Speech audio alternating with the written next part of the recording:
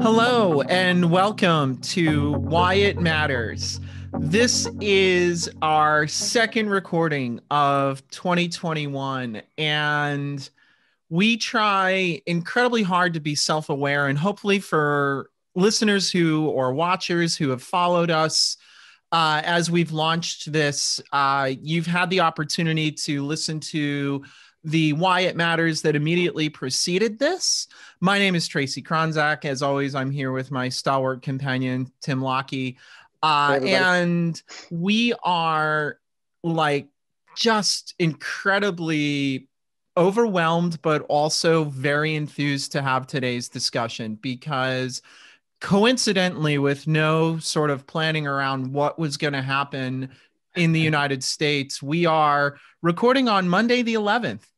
What's happening on Monday the 11th? The House of Representatives is introducing the second wave of articles of impeachment against President Donald Trump for inciting insurrection against the American government. And the thread of what America is and how these two discussions are going to connect to each other is going to be very, very upfront for our listeners. So I don't know, Tim, anything to add before we turn it over to Darrell to introduce himself?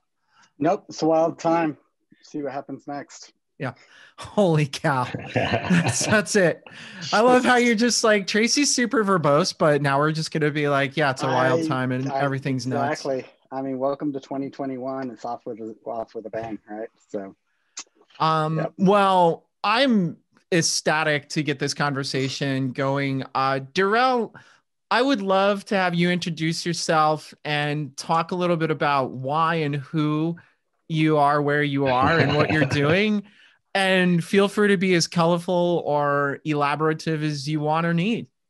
Well, thank you so much, Tracy and Tim. Thank you for having me. Yes, wild. I think a couple months ago, we all thought that magically, December 31st would come and it would just be like the end of this year and things would be better. Now it's just really starting to be like this continuation, 2020 part 2, on so many levels, you know what I mean? What's going on from the political standpoint to this pandemic. I mean, if we think about the pandemic, it was this promise of a vaccine and there was this impression, and I'll be, maybe one of them, we was told by the government, 20 million would be, distributed by the end of the year. And I think I saw on this morning on my morning Peloton ride that we're still only maybe like 6 million. So I'm coining it 2020 part 2.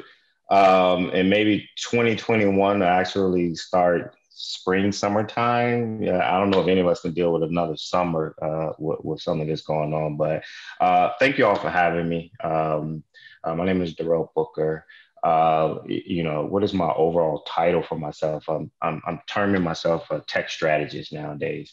I think that really sums up kind of my evolution, at least as it comes in the tech career. I think hopefully today we can talk about a lot of things other than just tech.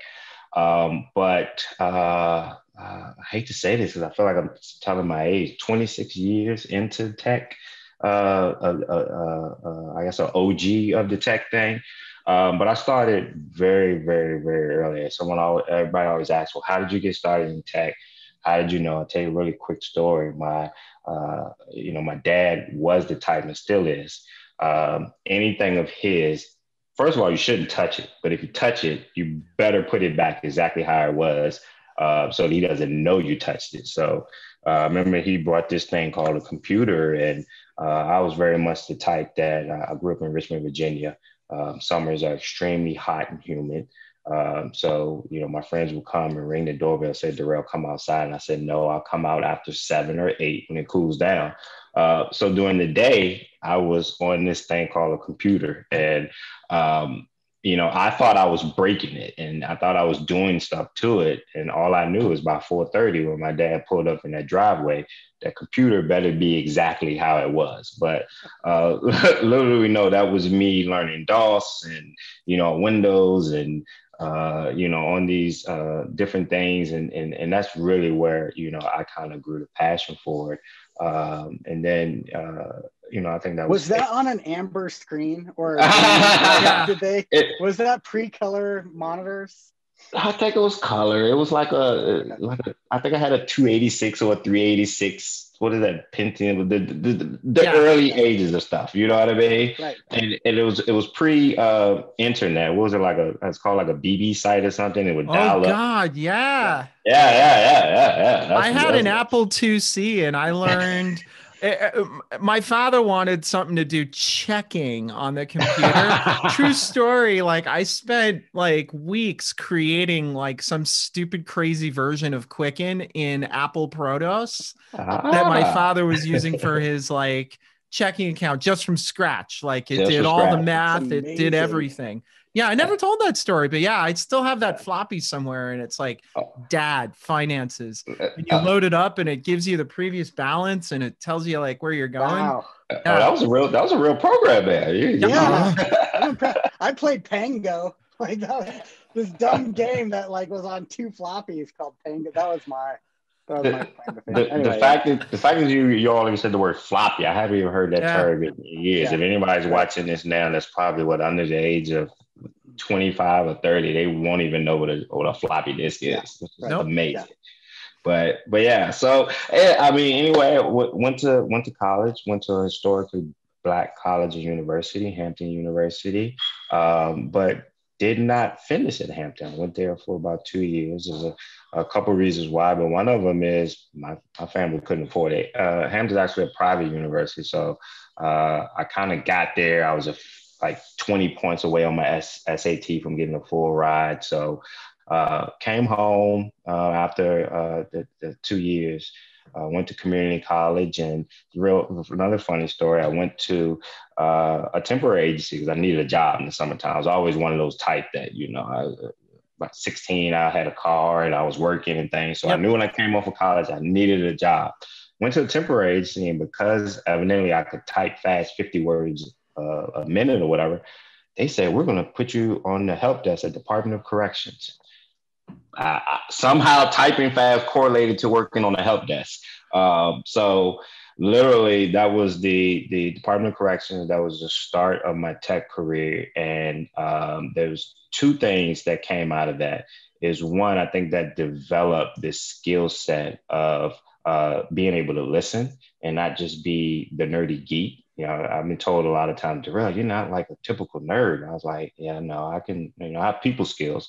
And some of that came from, in that particular role, I was, my customer base was all over the state. So I was literally on the phone with them, and Tim, they had the V terminals, and I had to walk them through resetting, and the printer wouldn't work. Like a VT100? Yeah, those things. Yeah. So I had to imagine what they were seeing and be able to talk and have that calm voice and empathy. So I think that, to me, that really I learned a lot of skills in terms of not only working with customers, but then also how do you work between kind of the tech team, but then also working with the business team and being able to kind of work back and forth, which kind of led me to a lot of the roles moving forward. But then one other thing I'll tell you about that is where I found my love for programming. We were actually on the help desk. We had to keep track on paper, how many printers did you reset? How many, whatever. And they needed something better. So I remember pulling up this thing called Microsoft Access and created a database that, little did I know, I was learning valuable SQL skills at the time, and created this little GUI that, when it was 5 of us on the help desk, whenever you did something, you just click the button and it added it up and tallied it out, and I could spit out a report. And at that moment is when I was like, you know what? I want to be a developer. I want to program, because first of all, I love when people say, hey, there's no way that this could happen, or how can you make a job easier than to actually be able to code and build it? So that's kind of where I started at. And then just kind of transcending from there. Like I said, very much a programmer. I was on a Y2K team at the Department of Health, also showing my age. Wow.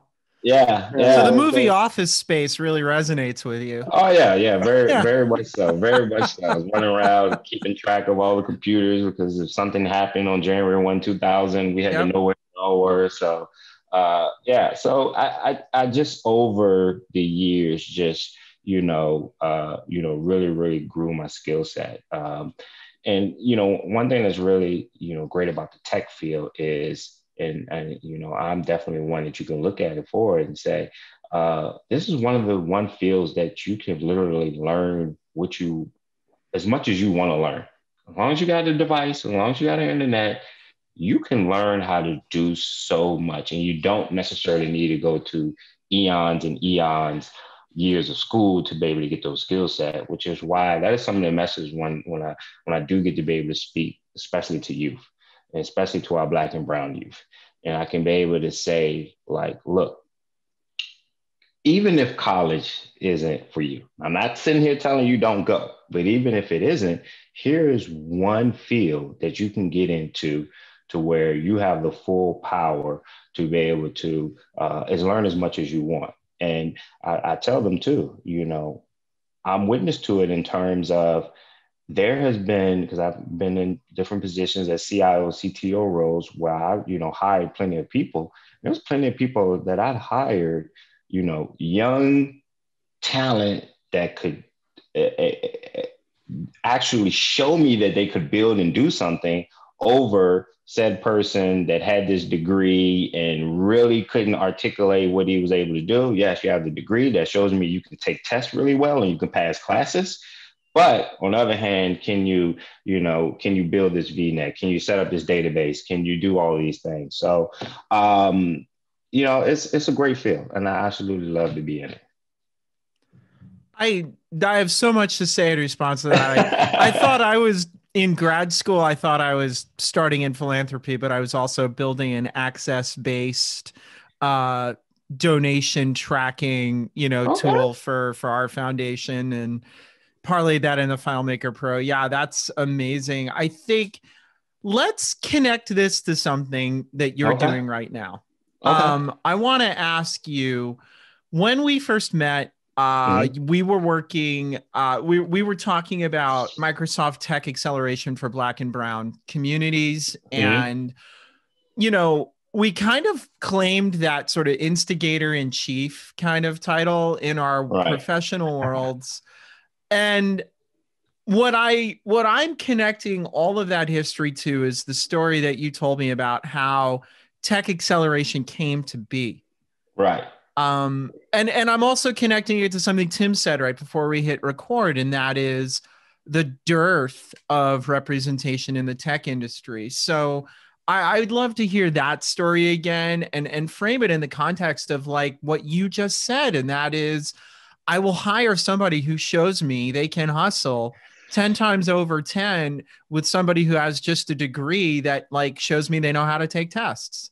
Right. I mean, because it's all about making sure that everybody has a chance in this country. And I feel like too much of this society has been set up to where you need to accomplish said things that someone else just said you need to accomplish. You need to look a certain way, or you need to know somebody who knows somebody. If you fit those categories, then you're going to be successful and you're going to be able to prosper.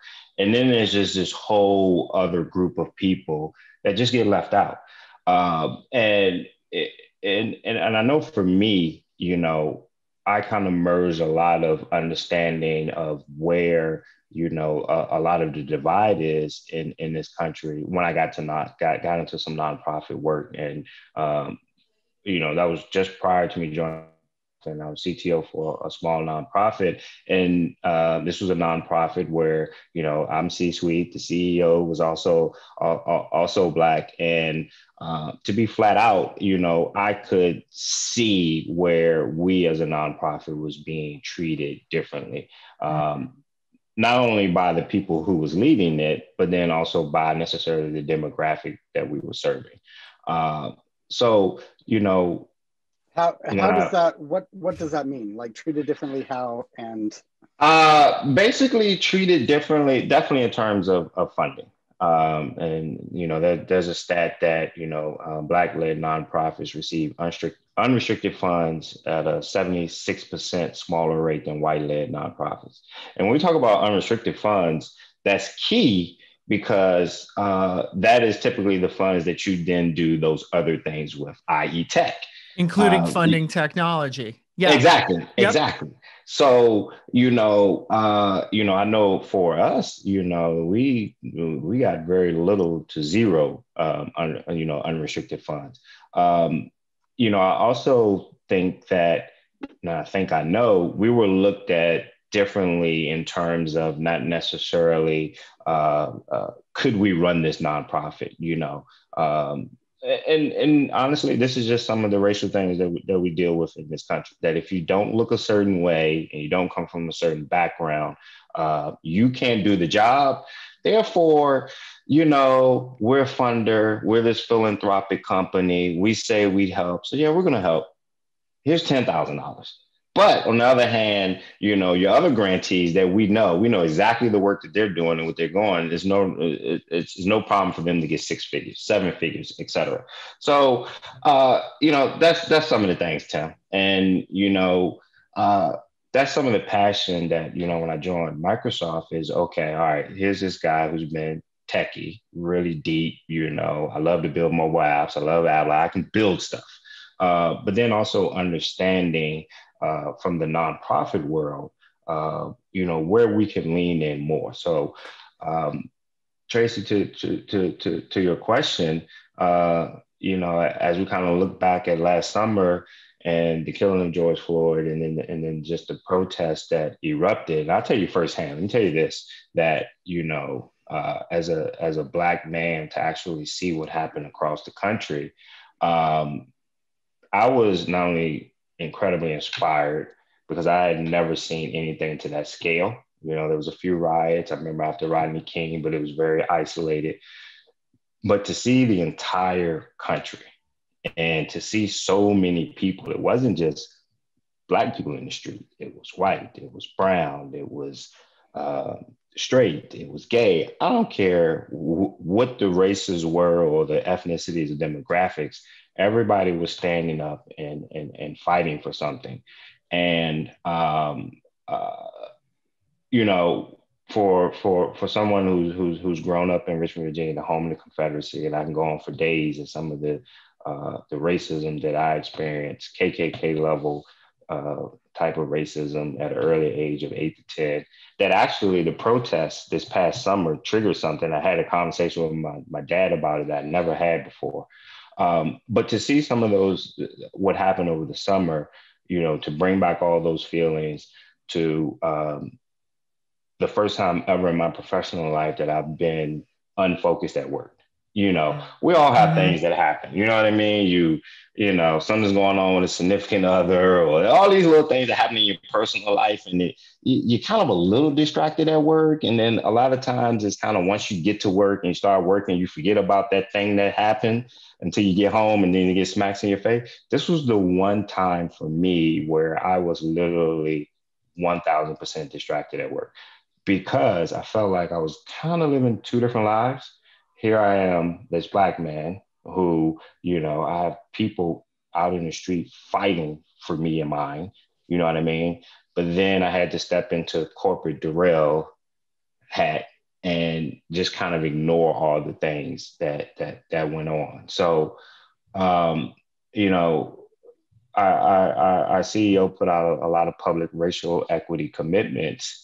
And, it kind of came down to the group that I was working with, Philanthropies and Tech Social Impact, and saying, what can we do? How can we lean in on this? And for me, it was, understanding that if we look at what was going on this summer across the country and all these communities that want to change, if we look at definitely what's going on over the last 3 or 4 years, we cannot expect change to happen at some really high level and just pretend it's going to disseminate all the way down to every hood across the country. It's not happening.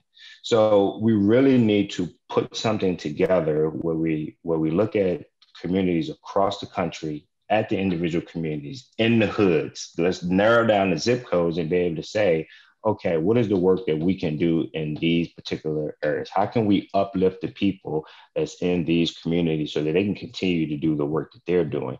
And technology plays a part in that. And too many nonprofits, especially our Black-led nonprofits, First of all, they're not running them the way they should. If anybody's in nonprofit, you probably can agree with me that a lot of nonprofits are ran like for-profits. A lot of the same infrastructure has to be in place. So the fact that we as Black people lack in the entrepreneurial space, then how can we correlate that to running nonprofits in the way that it should be? But we're very passionate, and we understand that if nobody's going to help us but us, so we create these nonprofits, we do these works in the community and things of that sort.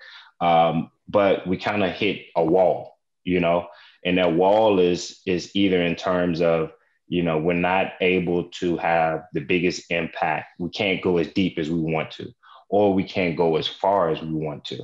And I think, everybody needs to understand the role that technology can play in improving that. So that is one of the things, in my role at Microsoft, is being able to tap into community all across this country and being able to say, corporate America is here for you.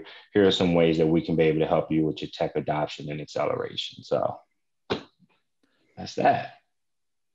I have one follow-up question, but What's really interesting is I was a technology manager at a racial justice nonprofit for about 8 years. And the name itself was the name of the nonprofit was the Applied Research Center. But we were very clearly about the impact of racial justice in public policy. And I was talking with the CEO and founder one day, and I was like, why don't we have a name that says what we do? And he's like, you don't understand. This has to fly under the radar screen and look very palatable and very fundable in a world where we're creating waves that people don't want to have us create. And that directly connects to everything that you said about that 76% of funding. So the follow-up I have is, when it comes to the work of tech acceleration now, this is a targeted endeavor, as you've said, zip code to zip code.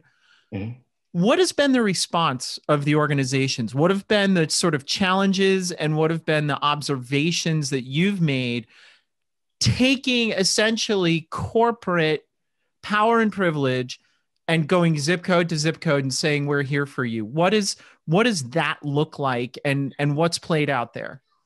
I will say overall the support has been, or the response has been great. And one of the reasons is, at those levels, there's a sense of, no one cares about us. And when I say no one is, if we get outside of my hood, who's really paying attention to us? So to be able to, get across yes, there is some opportunity. There is some ways that you can work with, large corporations. We can come in and help. The technologies that we have are for you. And I think that is a huge misconception. Especially in the Black community, that we're not supposed to be able to use the enterprise level stuff. We're not good enough for that. And has someone explicitly came out and said that? No, but look at America. Look at the racial divide and things like that. So that is just in our brains. If somebody's really successful is using something, well, I can't get that. I can't use that. Let me use the knockoff version, or let me use this free one, or this, I call it a hodgepodge of stuff, because that is just what's in my brain that we can use. And then I think also is, the lines are really blurred between how you manage things personally and then in your nonprofit or your business, at least within in the Black community. Back to the point of not necessarily having, that structure. No one comes in to somebody who is, building this mentorship for Black youth on the west side of Chicago, and nobody comes in and say, all right, but first I need you to take this, this 20-week course on how to run your nonprofit and create your nonprofit. Those things aren't happening. People are just literally, flying by the seat of their pants and doing the work. So I think for them is, an appreciation and realization that it is a better way to be able to do the work that I'm doing and there's some help, I'm going to take advantage of it. And, just some of the words that I'm hearing is, never been given anything before. I feel like I've hit the jackpot. Those are some of the things that I'm hearing from people that were out in the field. The reception has been great. And so what you've learned, or what I'm hearing, part of what you're learning is this is not just about showing the power and promise of like what happens when we take an enterprise grade technological approach to your organization. But, for folks who are listening, this is also about what happens when we convey the same privilege of education and operational assumptions into organizations that have historically lacked access to those things. To your point about nobody says, here's the 20-week course on how to run your nonprofit. So are you actually having to do both now? Like kind of like dovetail the two together? Yeah, part of this is in the nature of me. It's not only just here are the X's and O's of the technology, but helping organizations understand, how do you put an IT roadmap in place? How do you budget for IT? What does staffing look like? What does, all of these type of things that, they didn't even get the cliff notes on that, they're really starting to, just get the beginnings of some of these concepts of things that they have missed. So, that's just something I do even personally as I'm talking to organizations, whether it's nonprofits. I love working with other type of startups and entrepreneurs. It's personal, and those are the things that I like to bring to those, because they all kind of have something in common. It's this passion to do something and do it fast and do it well. So, how can kind of come in and bring in those missing pieces for them? So. Well, that reminds me that one of our initial conversations, Darrell, was around what we've been discovering as an organization too, working with nonprofits, that across the board, there needs to be a theory of change approach to implementing, rather than the 80s Oracle version of, tech first with discovery. Like discovery in a world where there isn't a clear understanding of a roadmap that extends past an implementation go live. Right. Is, that discovery gets very, very direct into an operational side note of one person's job, rather than looking at a whole, where are we trying to go as an organization? And, I think it's one of the reasons that we connected, is that felt so fundamentally part of the way that you operate. Yeah, I mean, you hit the nail on the head, because, so a lot of these organizations are strapped for resources, strapped for people. A lot of times it's just, you just get up and you just do your job, and you just continually doing it. And then you just hope for these certain outputs and outcomes. Right. But, actually taking that step back, looking at that theory of change, say, okay, what is it ultimately that you're trying to get to, and what is realistic? And I think for a lot of organizations, just even having someone come to them and being able to pause and say, hey, let's look at the possibility. Where do you want to get to? And then, okay, what are those steps that we need to put in place? Right. That is truly transformational for a lot of these organizations. Yeah, and the lack of margin. I mean, when you're talking about the 76% discount that does not go right to those organizations, when you're looking at that margin is what actually pays for the career development of your second and third line staff, right? And so what happens is that you have to go out every day as a C-suite team and try and get funding so that you can do all the things you're trying to do. But without that operational layer in there, funding, basically you overwork your staff until they're extremely frustrated. And then they feel guilty about being frustrated for working for an organization that's trying to accomplish something so good. And by the time they end up having to jet, they're so past frustrated that, of being overworked and overlooked. It's a terrible vicious cycle that you mentioned. And I think, some of, even my passion is, starting to build some education around the funders in those foundations. And the reason is, as much as if we look at that particular stat I gave you, someone can say, okay, these foundations are being, biased, racially biased for these organizations, and they don't care about them. Okay, it could be some percentage of that, but there's also some percentage of it. Let's be honest. These organizations aren't where they need to be. They're deemed as a risk. So they don't want to put the backing into it. So how can we all work together to change that narrative? Me trying to put the word out to these foundations, like, look, work with me, work with us to be able to change the narrative on how these nonprofits are using tech. How can we help to implement the tech that they need so that they can be in a better position, get you back your grant reports and your outcome numbers that you want? Right. Because literally that's what it is. If you can't show that, hey, you did X, Y, Z, then you're not going to get that funding for next year. So let's all work together and be able to improve that vicious cycle that you were just talking about, Tim.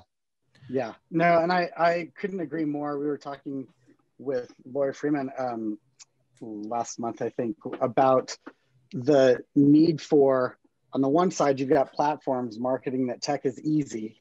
And then on the other side, you have philanthropy that has continued to prop up this, every dollar goes to every kid narrative, yes. which just falls, like, between those two things, technology has no chance of actually being more than transactional. And so you can't get past that. And so I agree. I think that consultants in the middle need to actually own the space of saying neither of those narratives work, guys. We actually look at a larger scale about how do we have a broader vision than transactional implementations and operational budgets for one grant cycle, which will not cut it. Exactly. So there's my soapbox. Well, it's funny because, like, on the last recording, I was like, I'm gonna get on a soapbox for a minute and say some shit, and then So I get it. It's so frustrating. Yeah. And sorry, one more. Go ahead. I'm done with my soapbox. All right, I have two questions for Darrell, by the way, our guest. No. We're so fixated on large logos that we forget that a lot of the ground level work is where the most transformation is happening. And so we need to actually downscale that and, dream small and think big. So, okay, now I am done. I have two questions. One is, I'm going to connect to something you said at the start of our conversation and around nonprofit operations, and just, full disclosure, I got a master's of public administration in the late 90s. So I've been around, and I'm like 40 something years old, right? And so my question here is, this was a debate in grad school then. It has always been a debate. I have my own feelings and opinions about it, but I want to hear yours. And that is, how much should nonprofits as mission-centric organizations behave like businesses which are shareholder-centric organizations? How much should that overlap be? You just said something at the start of our conversation around, nonprofits kind of are acting like small businesses, but I want to know where's that line for you? Because we've debated this for years elsewhere. And then I want to ask you some really poignant things about what you want to make sure you get out there. Yeah, and then I'm down to talk about some current events too. But to answer your question, it's one of those things. If you truly, are looking for the longevity of a nonprofit and to really scale and have lasting, effects, then it needs to be as business centric as possible. It's just not going to survive. There's just too many pieces, from the operations to, fundraising to this. There's just so many layers that, unless you have, and maybe some clarification, you have the people in place that know how to do those jobs really well, because they're going to keep the lights on. They're going to keep everything going. Now, I do feel like as you step down a few levels, the people who are doing a lot of the grunt work, those are very much your mission focused people who are, working with the people, and they could care less about some of the things that person cares about that's above them. They're doing the work. But you got to have that layer that's in place that really knows how to run the business and keep the lights on and payroll and things of that sort. But, on the other hand, smaller organizations that, don't necessarily have that aspiration of scaling across every community in the country, but instead, no, I want to do the work in Southside Richmond, and I really just want to do the work with this one school or these two schools. So be it. Run it however the best way that you can, at least from your mission standpoint, because the passion that you're putting in at that scale is going to be much more effective than bringing some of that extra bureaucracy in. So, yep. It's a question of scale, is what I'm hearing you say. It's a question of scale and reach and goal. I want to ask you, Darrell, because I think the origin story of nonprofit tech acceleration and what happened in our world throughout the course of 2020 and now this first week of 2021, which so far looks like 2020 part 2. Sequel. I want to ask you, what is the thing that you would say is missing right now, missing from the perception or analysis or reach or understanding? What's missing right now that we need to get in the tech industry about racial justice and the advancement of these organizations in our society? What is it? What are we missing? We're missing the lasting empathy. And I say that to say, I talked earlier about, how moved I was and ecstatic to see what was going on. And, and even me being a part of, I turned my photography into being journalism and being out in the protest. But for me and every other probably Black person on this earth, we knew that it was a moment in time and the news cycle would change.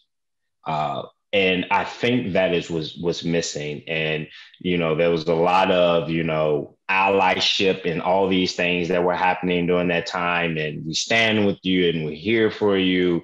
And you see, across the country, small, big, different levels of attention of now we're going to do something different. Now we're going to help. And, to be frank and honest, it still feels sometimes like just a moment in time. And that, when something, let's be honest, even if we look at the summer. That's my biggest fear. Yeah, please continue. Even if we look at the summer and then when things started to die down and then the pandemic, the virus started to pick back up, what was happening with the protests was a little bit of an afterthought. And I think that's what's missing. And I think if we look at what's going on right now, if we look at what happened last week, the fact that, that many people showed up at, the doorsteps of Congress and did what they did, to me, just really underscores that this country really, really has a long way to go. So, the lasting empathy, that is what we're missing. The lasting understanding that there are, non-privileged people. And to me, my definition, white male. Anything less than that, anything other than that, white females, black males, black females, LGBT community, every other ethnicity, Native Americans, everybody else, unless you are a white male, there's not this lasting empathy across this country that there are other demographics of people that we need to be able to pay attention to and provide the support for. So. As a white male, completely agree. And I was sad. I expected a different type of election. For me, last week was horrifying. But what made me really sad is that all of the social pressure in the summer did not translate into I vote differently now that I've seen. And so I really did expect it. And all of my friends of color were like, it's not going to be different. And I was like, just wait and see. And it wasn't at all different. It wasn't. The presidential race, the Georgia runoff, were still basically razor thin. Yeah. Razor thin. And that is something that, I as a Black man, I'm sure other people, we read between the lines and we see that. And it's like, at the end of the day, the country is still not where we really needed to be. Yeah. It's funny. I woke up Tuesday night into Wednesday, right? So overnight, Tuesday night, we're out in Pacific time zone. So like Georgia was already hitting like 5, 6 a.m. And it was very clear that the Democrats were going to win both senator seats. And I got up to use the bathroom, and I woke up my wife, and she got up and she saw me looking at my, CNN feed or whatever on my phone. And she's like, what are you looking at? And I literally said to her, I said, I think we need to say thank you, Black America, for Georgia right now. And she was like, what? And I was like, yeah, both Senate seats just went Democratic. And she's like, boy, ain't that the truth? And I think what I want to ask you is sort of a wrap up question, but I also want to give you a chance to ask questions or challenges of our audience too. But I went through last Wednesday with this perspective of like, I've worked in the queer communities for, God, forever. I don't even know how to say it, since the late 80s. Like, I've seen everything. I've done everything. I'm pretty open about who I am and what I stand for. And I went through last Wednesday and I had this really moment of like, I have tried to be a bridge builder my whole life. And seeing this, I'm done. I'm done building bridges. And, I have a friend whose father was a huge Trumpist, and he saw this and his whole life is collapsing around him. And I said to her, like, God, if this were 2 years ago, I would be like, let me get on the phone with your dad and talk to him. And now I'm just like, Godspeed, John Glenn. Good luck with that journey. Right. Like, I feel like what I want to ask is like, I know for sure I'm not alone in that. I know for sure it runs very deep in a lot of friends who come from Black and brown experiences in this world. What's the real responsibility here now? Where does the real responsibility lie? Because I feel like there are a lot of folks who reached the end of their emotional rope. And it connects to everything we've been talking about: money, power, privilege, access. And what's your challenge for the tech industry and the world of IT moving forward related to that? Wow, tech and IT. I think it's, continuing to make sure with the tech community that we have people that are not only working and building, but leading the tech community that represent America. We need to have the diversity, and it needs to be substantial, really substantial. And I think that's one of the biggest challenges is going to be. And, are we still, 10 to 20 years away from seeing that? Because, across entities all across this country, whether you look at Congress and people are in there for life to, other industries and corporations and, that top tier of leadership, you know what I mean? Those young, fresh voices that we need, they're still down here. You follow I'm getting at? Yeah. And I think we're still some time away from getting the right people in the right positions. And I think that just transcends across everywhere in America. I was chatting with someone on Instagram. They responded to one of my photos about being outraged or something. And it was I believe it was a young man. He said, what do I do? I'm 16. No one hears my voice. That's why I don't say anything. And to me, that really underscores the problem. where, you know, the community that we need, and it's going to be at as early age as possible to be able to educate on, you know, the opportunities in America, you know, how our legal, our judicial, our political system work to put people in certain positions, but they don't think they have a voice. And when you see what happened last week, that continues that message.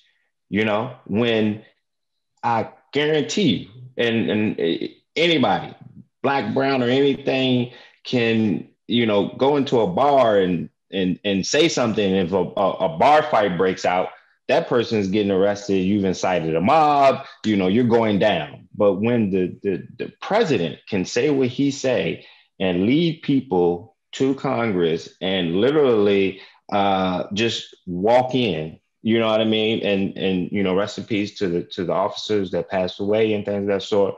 But the police presence with that compared to what we saw last summer with BLM. And like I said, I was a part of it. I'll tell you this, I'll never forget.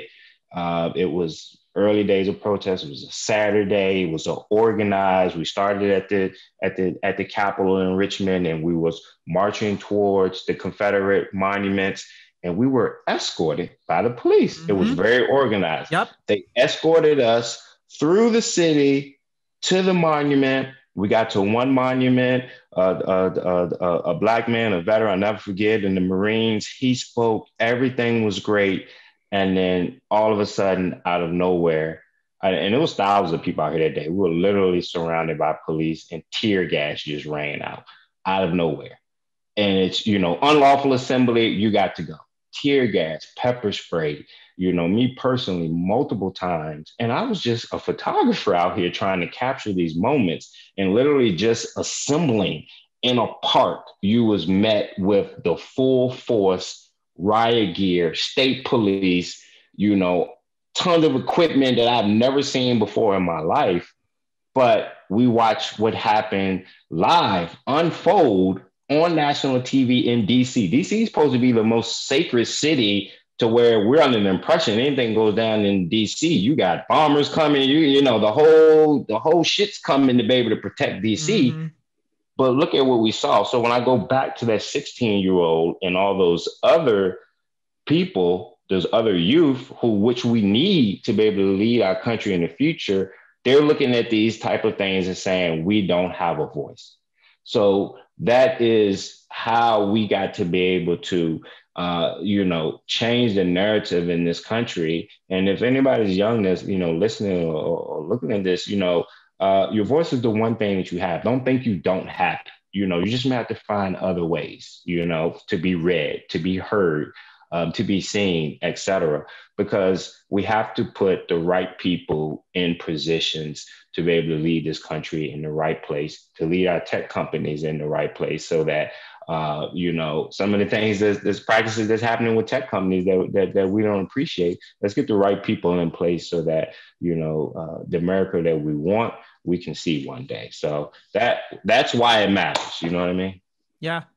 I'm not going to get into it now. There's a lot of overlap in that experience. Like from my teenage to college age self, I'm like, boy, yeah, that's right. That's right. That happened. That does happen. This is not about those moments. This is about this moment right now. Exactly. But suffice to say, I know how that feels. And the truth is that this is the America we are working with. And It is raw. It is vulnerable. It is absolutely inequitable. And if there's one thing that I think that we've learned in the recordings that we've done this week, is that the assumptions we make and continue to make about who even feels like they can say anything are fundamentally wrong. And those are perpetuated throughout how we approach things like public policy and ultimately like how organizations have access to technology. So that is the most important point in terms of like something that the tech industry can solve in some ways. And that is, you know, this isn't just check your assumptions. This is a fundamental rebuild of what it is you're setting out to accomplish as a technology or organization. The digital divide is real. Yeah. If people don't really understand that term, what it means, what we're trying to accomplish, do your homework, because that is at the core of it. You know, That's whether we're right. talking about individual youth, the organizations, the nonprofits, et cetera, that digital divide in tech is increasingly becoming more of an issue, because as tech evolves, that divide is growing. So yeah, agreed. Any last words, Darrell? Tim? nothing on my side. I think I was a little bit all over the place, but hopefully you got a little glimpse in some of the passion that I put behind this tech world. Darrell, your story is so important because I do not have experiences that either of you have had. And unless we hear stories, I won't ever have those. Right. It will never happen. So I appreciate you coming on and sharing your story and talking about this. And also for leading the work in tech acceleration. That program is really inspiring. We are really excited about what it will do and is a positive step forward. And I think about the 16-year-old that asked you that question. This will actually provide tools and answers for that voice to matter more. And really, really proud of the work that you're doing. So thank you. Yeah. I appreciate it. Thanks for having me. Thank you very much.